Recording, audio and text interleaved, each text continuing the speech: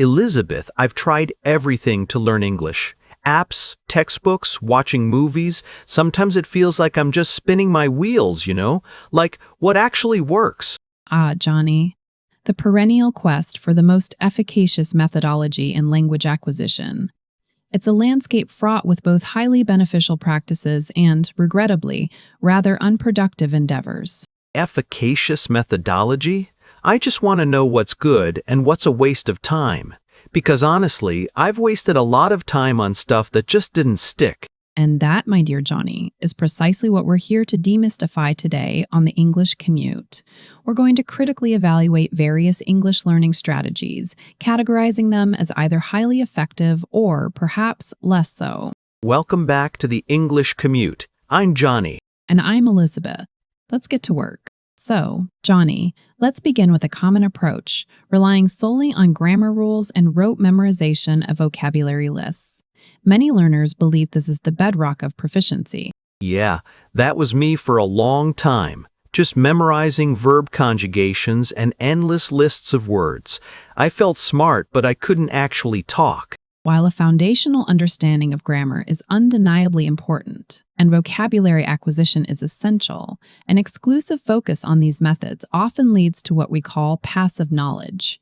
You recognize the rules, but you cannot spontaneously apply them in real-time communication. So, it's like knowing all the ingredients for a cake, but never actually baking one. You know about it, but you can't do it. A most apt analogy, Johnny. The nuance here is that language is a dynamic, interactive system. It requires active engagement, not merely passive absorption. Therefore, relying solely on this method is, in my professional estimation, a less effective strategy. Let's move to our second strategy, immersion through entertainment, watching movies, TV shows, and listening to music in English. Oh, I love this one. I watch all my favorite shows in English now. Sometimes with subtitles, sometimes without. It feels like I'm learning without even trying. This is indeed a highly commendable and often very effective strategy, Johnny, particularly for developing listening comprehension and acquiring natural rhythm and intonation. When done correctly, it provides authentic exposure to the language as it is used by native speakers. When done correctly? Wait, so there's a wrong way to binge watch Netflix?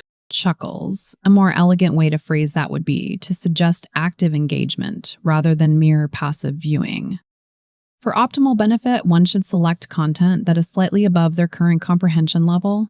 Utilize subtitles judiciously. Perhaps English subtitles initially, then none.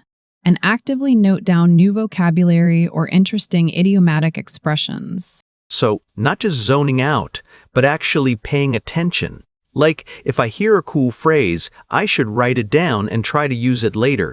Precisely. This transforms passive consumption into active learning. Therefore, I would rate this as a highly effective strategy, provided it is approached with intentionality. Our third strategy, Johnny, is speaking practice with native speakers or advanced learners. This one always scares me a little. What if I make a mistake? What if I sound silly? But I know it's probably important. Your apprehension is entirely understandable, Johnny, yet this is arguably one of the most indispensable and highly effective strategies for achieving fluency.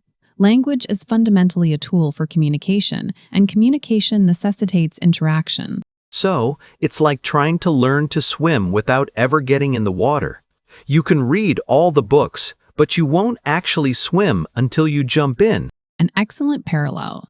The nuance here is that active speaking forces your brain to retrieve vocabulary and apply grammatical structures in real time, thereby solidifying your knowledge and developing automaticity. The fear of making mistakes is a natural impediment, but it is precisely through these errors that genuine learning and correction occur. So, just gotta bite the bullet and talk, even if I sound like a baby sometimes. Indeed, embrace the process. Seek out language exchange partners, join conversation clubs, or even engage in self-talk. The more you articulate your thoughts in English, the more proficient you will become. This is unequivocally a highly effective strategy. Our fourth strategy, translating everything from your native language into English in your head. Oh, this is my old habit. Every time I want to say something, I think it in my language first, then I translate it word for word. It's slow, but it feels safe. This, Johnny, is a classic example of a less effective strategy and indeed a significant impediment to fluency.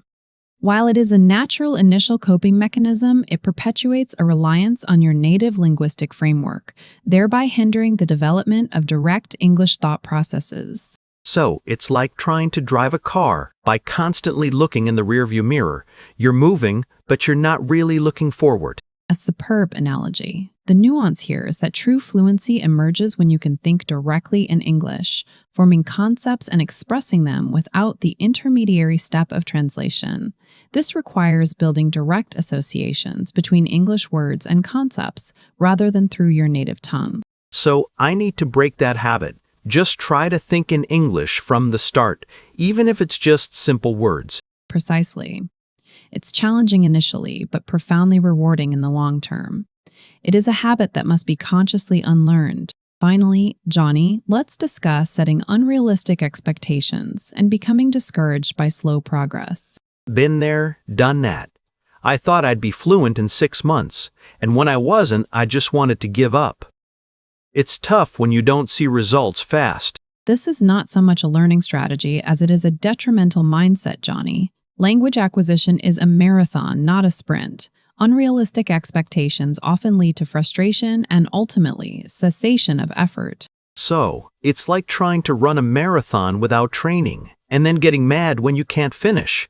You gotta be patient with yourself. Exactly. A more elegant way to phrase that would be to emphasize process over outcome in the short term. Celebrate small victories, acknowledge incremental progress, and understand that plateaus are a natural part of the learning curve. Consistency, not intensity, is the ultimate determinant of success. So, focus on showing up every day, even if it's just for a little bit, and don't beat myself up if I'm not perfect. Indeed. Cultivate resilience and a growth mindset. This is a highly effective approach to maintaining motivation and achieving long-term fluency. Key takeaways for your English commute. All right, Elizabeth, this has been a real eye-opener. For our listeners, what are the top 3 things they should take away about learning English effectively? Firstly, prioritize active engagement over passive absorption. Don't just consume English, interact with it. Speak, write, and apply what you learn. So, jump in the pool. Don't just read about swimming. Secondly, embrace mistakes as learning opportunities. The fear of error is a significant barrier. Understand that making mistakes is an integral and necessary component of the learning process. Mess up, learn from it, move on. Don't let it stop you. And thirdly, cultivate patience and realistic expectations.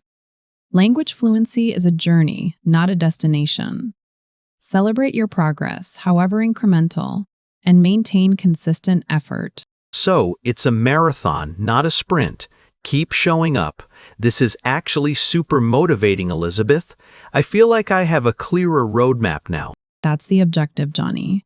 To empower our listeners with a clear, actionable understanding of how to navigate their English learning journey with greater efficacy and sustained motivation. And that's a wrap for today's episode of the English Commute. I'm Johnny. And I'm Elizabeth. We hope you feel more confident in choosing the right path for your English learning. Don't forget to hit that like button, subscribe to the channel, and share this episode with anyone who's trying to figure out the best way to learn English. And we'd love to hear from you.